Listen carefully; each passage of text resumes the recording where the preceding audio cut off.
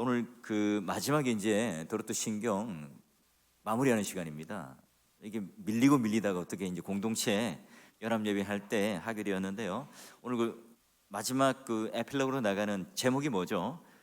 튤립, 꽃처럼 화사하고 향기로운 성도로. 원래 이제 튤립인데 제가 한번 제목을 붙이면서 튤립이라고 한 것 같아요. 여러분 뭐가 다르죠 하는데 뭐 똑같은 겁니다. 이렇게 해도 되고 저렇게 해도 이제 부를 수도 있는 겁니다. 자, 여러분 우리가 지금까지 학론파의 잘못된 주장을 도로토 신경의 옳은 주장과 이제 비교해서 봤어요. 예전에 이제 그런 그 비교를 해서 잘 보지는 않았는데 우리가 이제 그 비교를 해서 이제 보면 화면을 한번 이제 보게 되면 간단합니다. 우리가 이제 보게 되면 학론파 같은 경우는 조건적인 선택이죠. 하나님의 선택은 우리의 신앙의 조건과 여부를 가지고 조건적으로 선택한다. 그런 의미를 가지고. 그게 반하여 우리는 이제 무조건적인 선택이다. 하나님께서는 우리가 야, 너 학벌이 뭐니? 돈 얼마나 벌었니? 얼마나 잘생겼고 얼마나 몸매가 착하냐? 이걸 가지고 야, 너 잘 믿을 것 같은데 너 앞으로 내 말 잘 듣고 교회 헌신봉사 잘할 것 같은데 그것도 좋아. 너 구원 줄게. 이런 식으로 조건적으로 선택하지 않는다는 거죠. 무조건적으로 우리의 그런 조건이 아니라 하나님 당신의 절대적인 주권과 은혜로 선택한다. 이게 이제 다른 거고요. 이 제한 속죄와 보편 속죄가 나뉘죠. 믿는 자만 구원을 받지만 예수 그리스도께서 모든 인류를 다 보편적인 모든 인류를 다 구원하시고 속죄하셨다. 근데 우리는 어떻죠? 반학론파는 그게 아니라 하나님께서는 제한된 하나님께서 선택하신 자들만 바로 제한 속죄를 통해서 구원하셨다 하는 거고요. 또한 이제 3조에 보면 부분 타락을 얘기해요. 말하자면 인간은 타락했는데 다 전적으로 타락한 게 아니라 조금 타락해서 이런 전적 타락, 무능력 이 상태까지는 아니다 이렇게 보는 게 학론파들이에요. 그럼 우리는 아예 모든 게 다 타락을 했다. 그래서 우리가 믿는 것 자체가 불가능한 일이고 우리가 무슨 구원이 되어야 보탬이 된다는 것 자체가 안 된다 하는 거예요. 그래서 학론파들이 말한 것은 강력적 은혜죠. 성령의 역사로 오늘 우리가 중생과 회개가 이루어지기는 하지만 사람이 성령의 은혜를 거절할 수도 있고 손잡을 수도 있다. 이 선택이 누구에게 있어요? 인간에게 있는 거예요. 그런데 반하여 이 반학론파는 우리가 거부하거나 우리가 선택하거나 우리가 붙잡거나 우리가 놓치거나 할 수 있는 게 아니라 하나님의 거부할 수 없는 불가항력적인 은혜로 우리를 구원하신다는 거고요. 자, 그리고 이 성도를 견인하실 때 하나님께서는 조건적인 견인을 하는 거죠. 한번 믿었다고 다 끝나는 것이 아니라 믿음의 자리에 머물러 있고 또 믿음의 자리에 떨어져 있지 않을 때에 구원의 완성이 되고 또한 그 구원에서 떨어지지 않는다. 자, 그런데 그에 반하여 하나님께서는 구원의 시작도 또 구원의 중간도 구원의 모든 마침도 하나님께서 그 은혜 가운데 우리를 붙드시는 것이 바로 견인이다. 견인이라고 하는 것이 오늘 인간의 참음, 인간의 견딤보다 누구를 향한 속성에 대한 의미라고 했어요? 하나님께서 우리를 향한 끝없는 끝간데 없는 그런 참음과 그런 견디심과 우리를 향하여 붙잡고 계심이 바로 그 성도의 견인이다 이렇게 말을 했어요. 자, 그래서요 오늘 이와 같은 대립되는 반학론파 지금 말씀드렸죠. 갈뱅 그리고 그 직계 말하자면 그 직계의 배자와 그 밑에 야콥스 아르미니스 그런 어떤 직통의 계시를 받고 직통의 그런 학파였는데 이 학론파들이 아니 그 당신 그 칼빈주의들이 말하는 그런 내용들을 한번 잘 공부해 보니까 이런저런 의심이 드는데 한번 대답해 보시오, 연구해 보시오. 이제 그러다가 야콥스 아르미니우스가 이런 학론파적인 잘못된 인간의 그런 인본주의적인 생각을 하게 된 거죠. 자, 이게 이제 가장 큰 원인이 뭘까요? 이게 이제 딱 두 가지로 구분되어서 나뉩니다. 여러분 한번 물을게요. 오늘 이 종교개혁 시대 때 보면 이 중간이 누구냐면 칼빈 또는 루터, 주빙글리라고 보면 우파가 누구냐면 우파 좌파 여러분 제가 정치 얘기하는 게 아닙니다. 우파가 이제 로마 가톨릭이라고 볼 수 있고 이 좌파가 이제 메노나이트들이나 또는 침례파, 재침례 그런 주의자들이 있을 수 있습니다. 자, 그런데요, 여러분, 오늘날 여기 이제 보면 학론파가 있고 반학론파가 있잖아요. 여러분 보실 때에 신앙생활을 누가 더 잘했을까요? 제가 한번 예수님 시대로 가볼까요? 예수님 시대 때에, 초기 시대 때 여러분, 바리새인, 서기관, 율법사가 더 신앙생활을 열심히 잘했을까요? 아니면 보통 우리가 예수를 믿고 구원받은 우리 일반적인 그런 세리 또는 뭐 죄인들, 여러 가지 이유는 사회적인 어떤 위치에 조금 밀려있던 사람들이 잘했을까요? 누가 잘했을까요? 여러분, 학론파 또는 제세례파, 이런 분들이 더 신앙을 열심히 잘했어요. 왜 그랬을까요? 아이러니하죠. 우리가 지금 정통신학을 하고 바른신학을 하고 있는데 왜 그분들이 더 신학을 이게 약한데도 불구하고 잘했을까? 당연하죠. 자, 보세요. 자, 학론파 또는 인본적인 또는 제세례파, 이런 사람들은요, 여기에 구원에 대한 실력과 조건이 누구에게 있다 봐요? 인간에게 있다 봐요. 그러나 우리는 하나님께 전적으로 있다고 보죠. 이 두 가지가 큰 갈림길입니다. 그러니까 인간이 어떤 조건이 있어야 되니까 전적으로 타락하면 됩니까? 안 됩니까? 안 되는 거예요. 그리고 모든 것들이 하나님께서 무조건적으로 선택하면 됩니까? 안 되죠. 우리에게 뭔가 능력이 있어야 되고 우리에게 뭔가 실력이 있어야 돼요.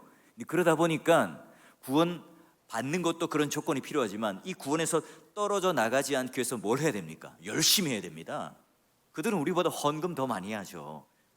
그들은 우리보다 더 선한 일을 많이 합니다. 왜 그렇다고요? 그 구원에서 떨어져 나가지 않기 위해서, 그 구원의 조건에 들기 위해서, 그걸 통해서 오늘 그런 율법적인 행위와 그 공로 때문에 내가 하나님 마음에 들어서 이 구원에서 떨어지면 안 돼, 이 생각 때문에 어떻게 해요? 더 열심일 수밖에 없죠. 16세기 때도 마찬가지입니다. 제세례파는요, 그 문자적으로 성경을 믿었던 사람들이기 때문에 그분들은 오늘 우리가 그 오전에 봤던 것처럼 유무상통한다, 성경에 딱 그래 나오면요 그냥 그 문자 그대로 지킵니다.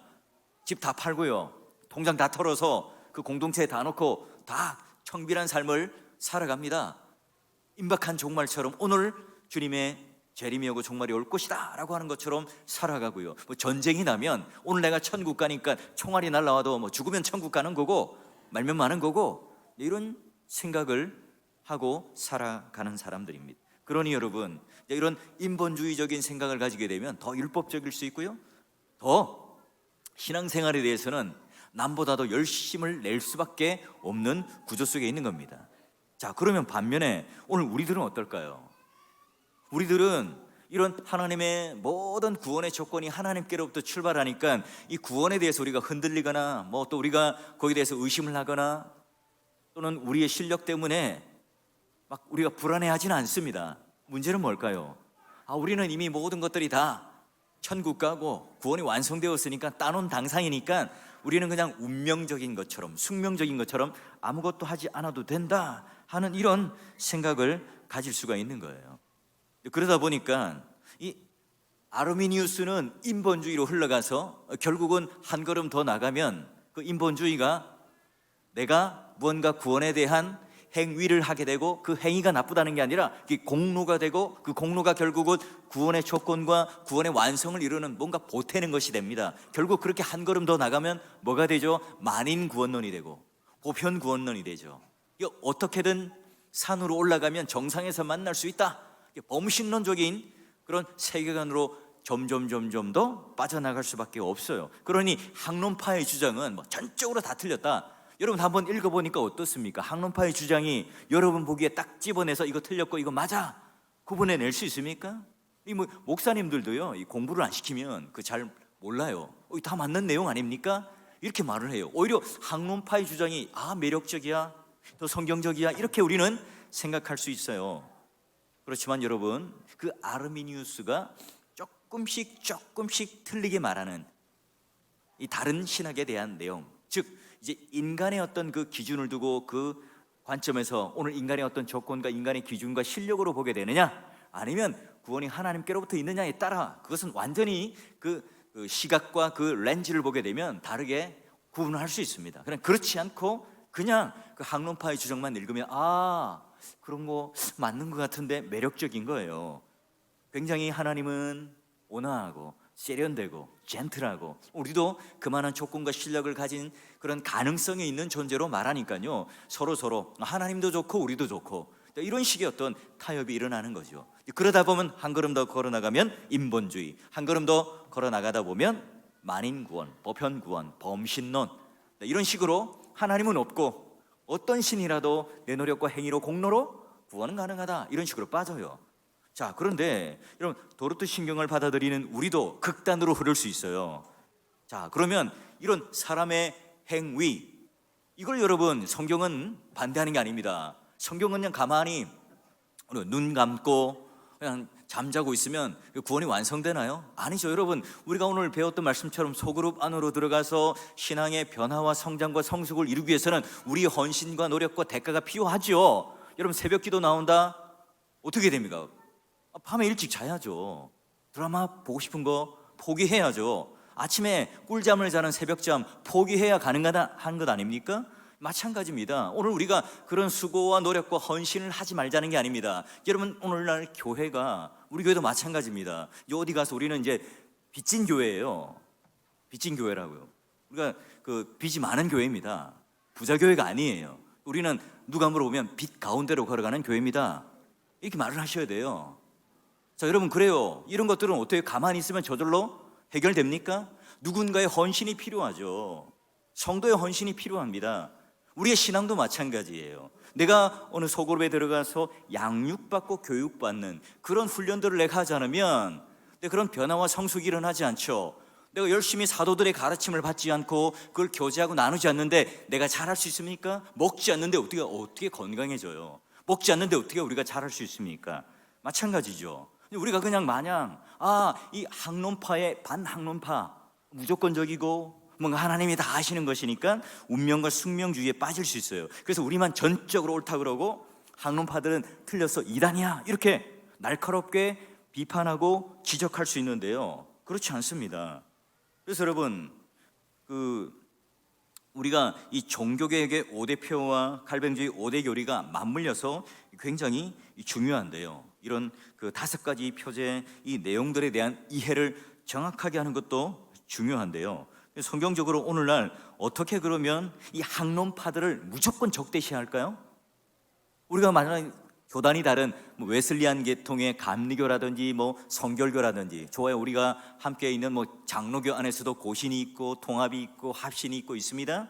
무조건 여러분 우리는 그 비판하고 교제도 안 하고 또한 이야기를 안 해야 될까요?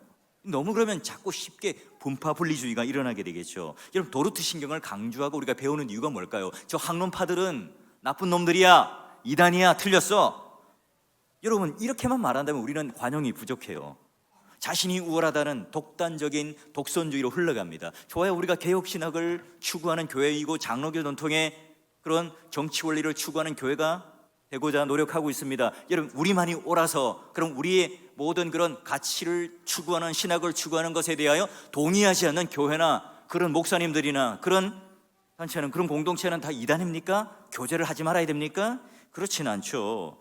여러분, 우리가 예정론은 오히려 잘못 설명하고 운명주의나 숙명주의로 빠져서 전도하기를 게을리하고 선교하는 것에 대해서 열심을 내지 못하고 교회 안에서 봉사와 헌신을 하지 못한다면 우리는 성경에 대한 교리를 잘못 깨달은 거예요.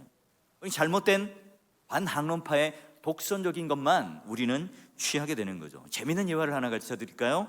존 웨슬리, 조지 휘필드, 18세기 부흥운동을 이끌었던 두 주역이죠. 하나는 장로교, 한 분은 웨슬리안 감리교예요. 여러분, 예정에 대한 차이가 다르죠. 구원에 대해서 웨슬리안은 행위를 강조하고 우리의 조건들을 강조합니다. 그냥 아르미니우스의 예종론을 따라요. 휘필드는 뭐예요? 오늘 칼빈의 예종론을 따릅니다. 그러니까 학론파와 반학론파의 목사 아닙니까? 근데 여러분, 휘필드는요, 자신의 장례식 설교를 누구에게 부탁하느냐? 웨슬리에게 부탁합니다.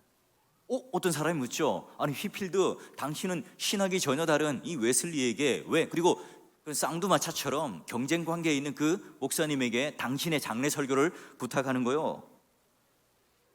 그러면 이 휘필드는 웨슬리를 천국에서 만나기가 나는 힘들 거야 라고 하면서 농담을 했다는 거예요. 이게 왜 그럴까요? 당신의 그 신학이 다르니까 이 천국의 웨슬리안이 또는 웨슬리가 들어오지 못하겠구나 하면서 반문을 해서 물어봤어요. 그때 어떻게 말하느냐? 웨슬리는 하나님께 크게 쓰임을 받아서 하나님 보좌 가까이 있고, 나는 그렇지 못해서 아주 연약한 자라서, 미흡한 자라서 나는 보좌 멀리 있기 때문에 웨슬리를 볼 수 없을 거요 라고 휘필리가 대답을 했다는 겁니다. 자, 이게 뭐예요? 바로 그런 관용을 하는 거죠. 여러분, 학론파의 이야기들을 쭉 읽어보게 되면 조금씩 달라요. 그들도 인간의 타락에 대한 굉장히 심각한 그런 고민과 지적을 해요. 그리고 하나님의 은혜, 하나님의 선택에 대한 것도 굉장한 그 은혜요, 또한 그 가치를 인정합니다. 그러나 우리의 조건과 우리의 실력을 함께 덧붙임으로 말미암아 그런 잘못된 길로 빠지게 되는 거죠. 여러분, 오늘 우리가 하나님께 전적인 부패의 깊이를 인정하다면 죄를 짓지 않게 늘 깨어 있어야 하고, 남의 잘못의 실수를 오히려 넓은 아량으로 받아들일 줄 알게 되기를, 변화되기를 원하는 게 뭐예요? 반학론파 갈뱅주의의 따뜻한 교리를 가진, 명랑한 바른개혁 신학과 교리를 가진 사람들의 특징인 거죠. 그래서 여러분, 튤립과 같이 화사하고, 여러분 결혼식장이나 이런 데 보면 튤립으로 딱 장식해 놓으면 그 향기가 굉장히 강렬하게 우리 코끝을 치고 들어오죠. 또 뭐 울긋불긋한 그런 하얗고 이런 튤립의 다양한 종류들이 함께 어우러지면 그 예식장을 굉장히 아름답게 만들잖아요. 마찬가지예요. 우리가 바로 이런 도르트 신경의 5가지의 반학론파로서의 바른 교리를 공부하고 이해했다. 그럼 학론파들은 다 죽어야 돼.